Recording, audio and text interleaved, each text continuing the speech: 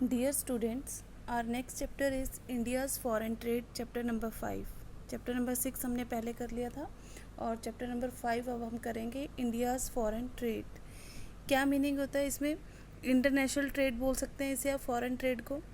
और India's foreign trade on the time of independence, India's foreign trade after independence and inward looking trade strategy, ये हम इसमें अपने करनी है। तो फर्स्ट आता है इसका मीनिंग ऑफ इंटरनेशनल ट्रेड, कि एक्चुअल में जो ये फॉरेन ट्रेड है इसका क्या मीनिंग होता है।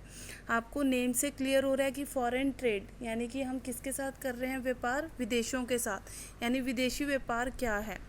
Domestic production of certain goods may exceed their domestic consumption. What does the country do with its surplus output?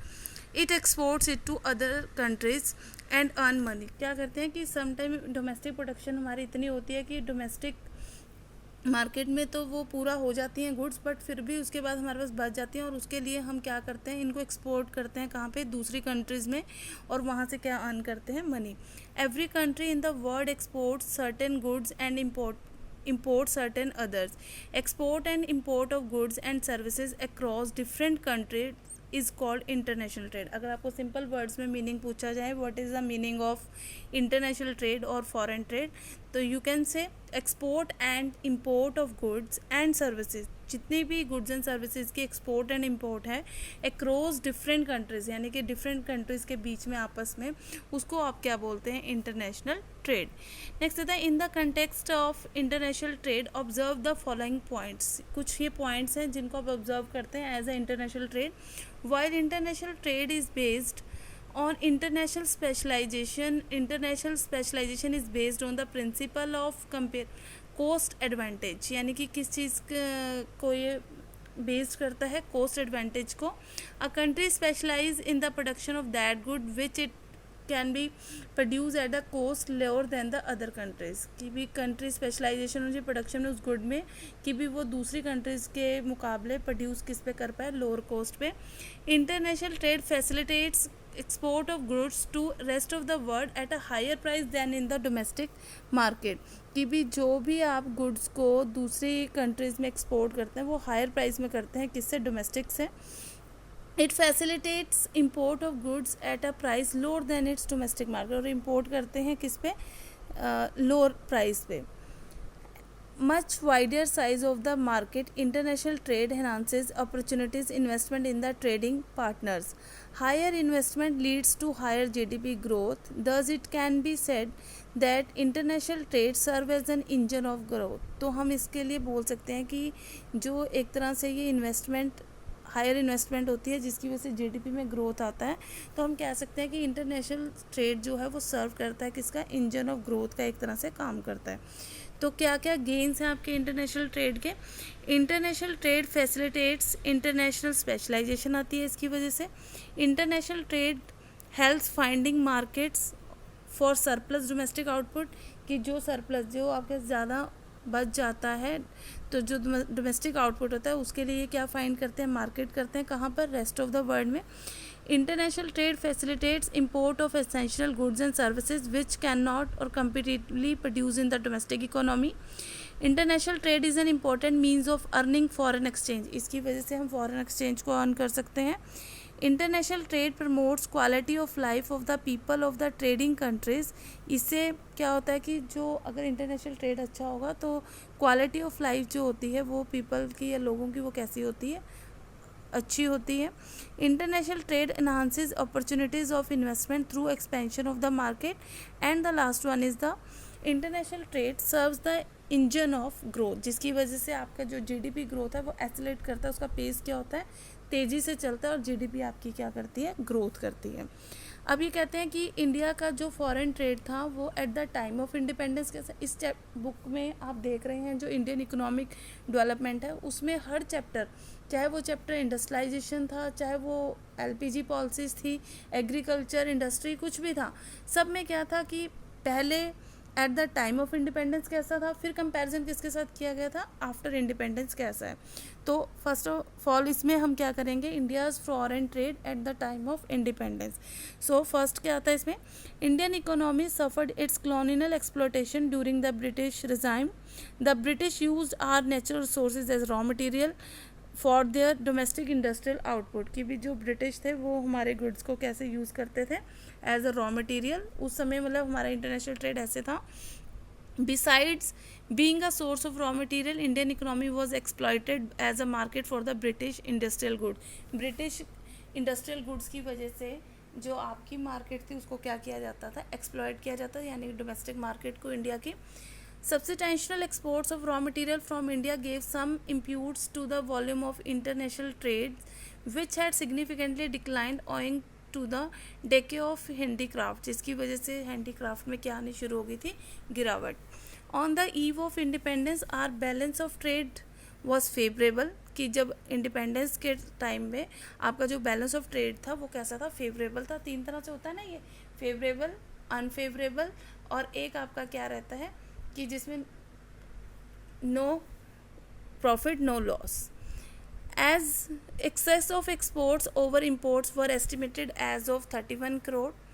As regard direction of trade it was largely confined to Britain simply because of the British rulers exploited the Indian economy as a source of raw material, a market for their exports। यानी कि जो raw material था वो सिर्फ किस चीज़ के लिए source का इनकम बन गया था, उनका इंडस्ट्रियल, ब्रिटिश इंडस्ट्रियल गुड्स के लिए।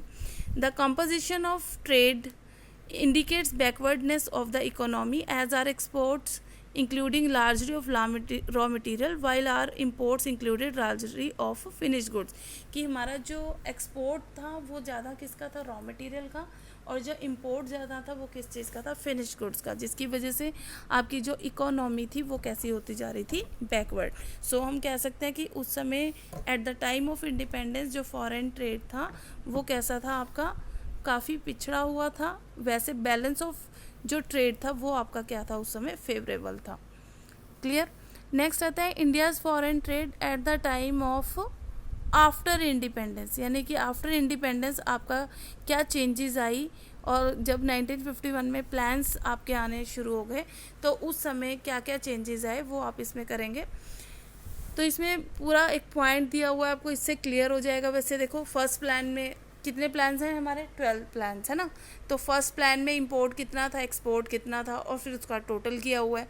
ऐसे ही सेकंड प्लान, थर्ड प्लान और 12th प्लान, ये 12th प्लान तक आते आते देखिए कितना चेंज आ गया। सो इसको मैं एक्सप्लेन करती हूँ आपको।